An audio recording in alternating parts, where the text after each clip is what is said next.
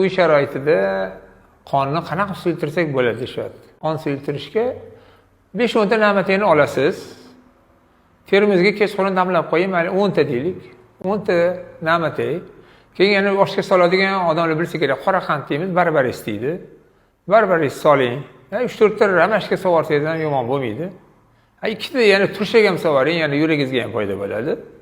Mana kechasi bilan turib damlab qo'yasiz. Kun davomida sekin-sekin ichasiz, bir piyoladan ham jigaringiz yuviladi, tiqilmalari ochiladi, ham yana qoningiz suyula boshlaydi inshaalloh. Yana unga qo'shimcha mana bu bizning mahsulotlarimiz bor. Salkam bir 18 xil narsadan tarkib topgan. Juda ham tez suyultirib yuboradigan, bugun shunaqa xabar keldi. Sinimiz 20 kun oldin olgan edilar. 20 kun oldin olib, ular qonlari quyuqdi. Keyin buyraklarida leykosit juda baland edi. Shamollar juda kuchli. Ham qon quyuq.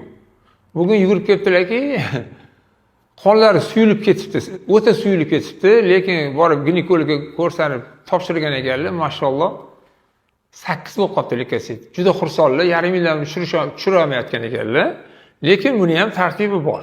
Har safar ichganda mo'tadil bo'lish uchun asal bilan ichsalar ham zo'r bo'ladi. Mana sizlarga oddiy yo'li. Hammaga sog'lik tilayman, sog' bo'linglar, kasal bo'lmanglar.